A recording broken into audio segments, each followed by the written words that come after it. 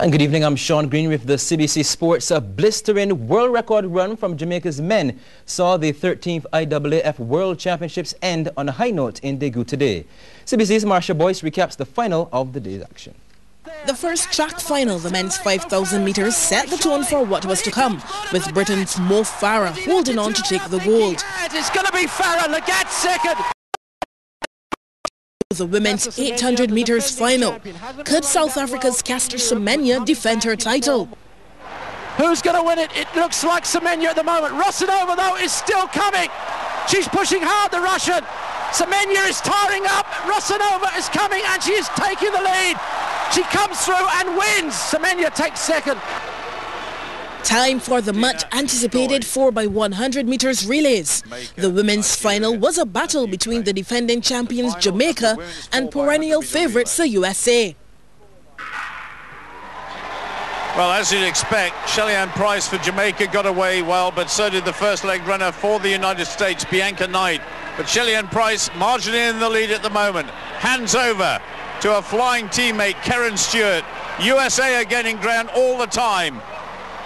The USA in lane 4, Jamaica in lane 6. Not a very tidy change over there by the Jamaicans. Can they defend their title? The USA are coming on strong, and of course they've got Carmelita Jetta on the last leg. Away goes Jetta. She's going to be chased by Veronica Campbell-Brown, as she was in the 200 meters. But this time, Jamaica cannot catch Jetta. USA win it, Jamaica second. The Americans winning in the world's leading time of 41.56 seconds. Jamaica second on this occasion, but setting a new national record of 41.70. Trinidad and Tobago just missed out on the medals, finishing fourth behind the Ukraine. Then, the race that would bring the IAAF World Championships to a fitting close. USA in 4, Jamaica in 6, with Trinidad in between them. Nesta Carter leads off for Jamaica, Troll Clemens for the USA. Carter's gone very strongly indeed, running out there in lane 6, but Trinidad and USA have him in his sights. Those three nations are first, all successful baton changes now. Jamaica with Freighter, USA running well, it's Justin Gatlin, the former champion. Freighter will hand on to the individual 100-meter champion, Johan Blake, and Jamaica are in the lead. Then USA and Trinidad. It's Jamaica all the way, and it's Usain Bolt who takes it. Oh, there's a fall. Oh no, once again a tragedy for the USA and indeed for Trinidad, leaving Usain Bolt to come home, supreme style, and 37.04 is on the clock. It's a world record. France came through for the silver, while St. Kitts and Nevis got the bronze. Trinidad and Tobago were in the running, but finished 6th after that collision that took out the USA and Britain. Obviously the Americans are but celebration time for the Jamaican quartet of Nesta Carter, Michael Freighter, Johan Blake and Usain Bolt, winning the final event of the IAAF World Championships in a new world record time. Marsha Boyce, CBC Sports. Well, Jamaica finished 4th in the standings with 9 medals, 4 of them gold. The USA topped the table with 25 medals, including 12 gold. Russia second with 9 gold among their 19 medals, while Kenya, they were third with 17 medals and 7 gold. Now, CBC will broadcast the closing ceremony right after tonight's news at 7:35. On to cricket now. Despite an innings of 120 by West Indian opener Lendl Simmons, Tele Barbados Carlton still went under to B&B St. Catherine in the final of the Sagicor General Super Cup by 1 wicket at Kensington Oval today. Carlton made 231 in 49.2 overs. B&B St. Catherine then reached the target in exactly 49 overs, scoring 235 for 9. Dane Maynard top scored with 46. Here are some of the highlights. Here's Batson in and short and a pull. That's a gift out through backwards square, and it's going to be the first boundary of the match. Really a gift pitch, too short. Batson goes in again to bowl to Richards, and Richards swings it. Magnificent shot over mid-wicket.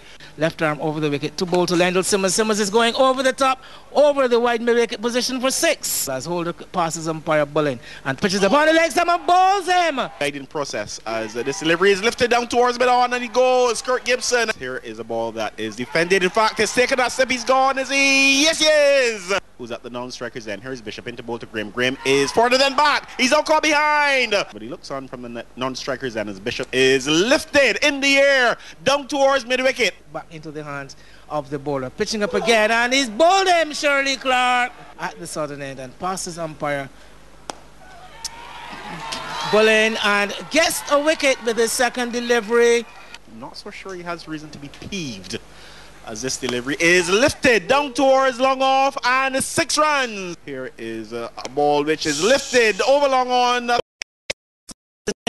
The ball comes off a thick inside edge and runs away out to backward square for 4. His captain Derek Bishop, as this delivery attempting to square away on the offside. The ball squeezes off the inside edge onto the pad. The batsmen go for a single. Simmons is 100. Lendl Simmons brings up his 100 in the media centres. Proverbs is swinging this one out to the long on position and put down.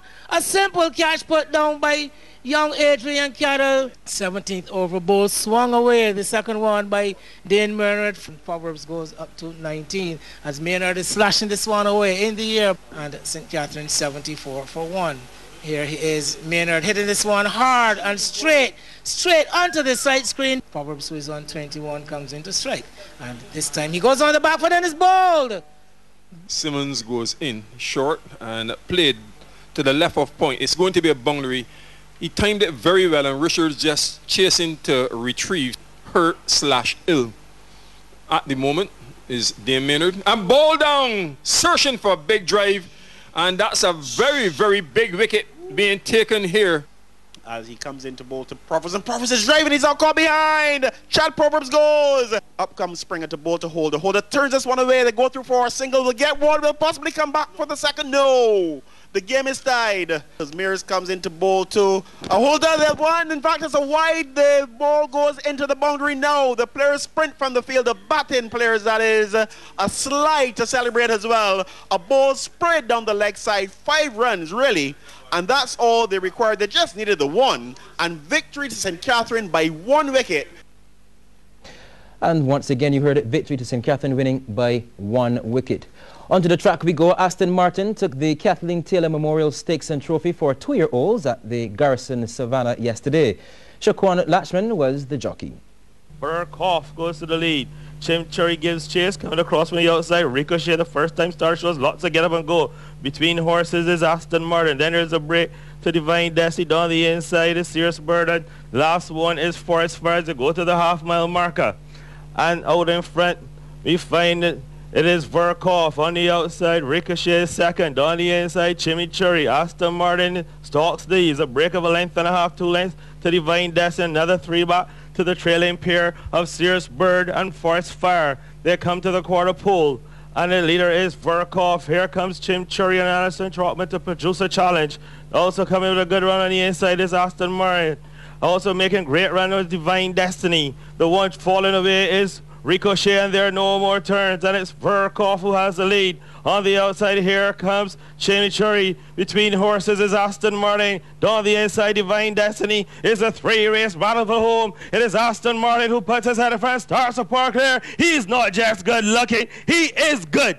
And Aston Martin has won the Kathleen Taylor. Divine Destiny came running through on the inside to be second. Nichols Baking Company Cougars have plenty relegation worries in the BABA Premier League.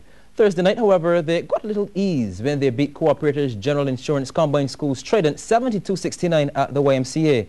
They have moved to 8th in the standings with a 4-10 record, while the schoolboys have dropped to 10th. CBC's Andy Thornhill reports on the action. When you're in the relegation zone and down by 6 at the end of the first quarter, who do you go to as a Cougar? You go to your top man, Adrian Stewart.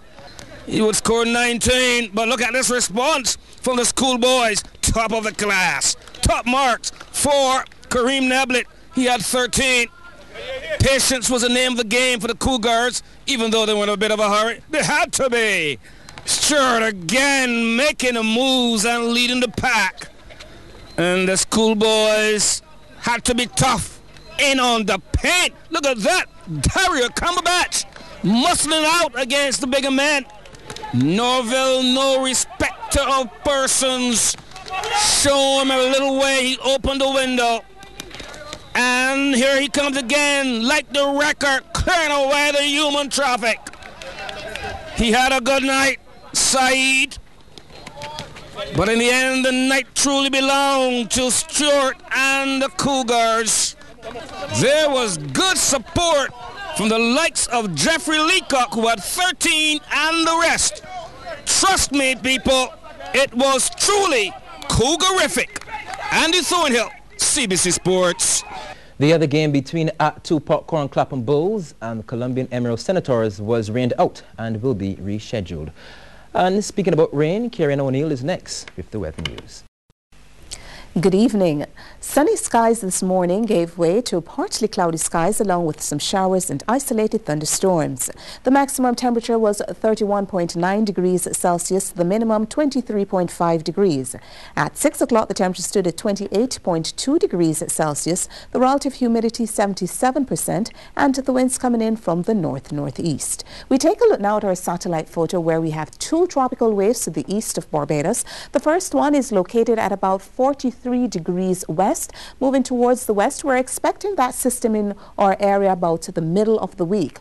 The second one, just off the satellite photo, is at 25 degrees west, also moving towards the west, and we're expecting that by weekend. But today in Barbados, we had mostly sunny skies this morning. But during the afternoon, we had partly cloudy skies along with some showers and isolated thunderstorms over some eastern, central and northeastern sections. St. Vincent and St. Lucia also received some showers. Meanwhile, we have Katia. It's now at 21 degrees north, 59 degrees west. The system is moving towards the northwest. Maximum sustained winds 100 miles per hour. The system is expected to remain well to the north of the Leeward Islands. Now for tomorrow, we are expecting a trough system coming from Katia to interact with the intertropical convergence zone to generate some showers here in Barbados late tomorrow into Tuesday. Meanwhile, the seas there remain moderate in open water with swells peaking at 2.5 meters. We are urging sea bathers and small craft operators to exercise caution at this time. Over now in the Western Caribbean, there is a tropical storm Lee over in the Gulf of Mexico, generating some high-level clouds, mainly over some sections of Cuba and also Jamaica. Meanwhile, the tail end of a frontal system generated some showers over northern Bahamas. We move now to the forecast. The sun is expected to rise at 5:47 and set at 6 minutes after 6. The first high tide at 10:42 a.m., the first low at 2 minutes to 4 in the early morning. The sea is moderate in open water with swells peaking at 2.5 meters. Small craft operators and sea bathers should exercise caution. The winds tonight will be light and variable. Come tomorrow, they will be coming in from the south-southeast to the east at 10 to 20 kilometers per hour. Barbados tonight will be fair to partly cloudy with a few scattered showers.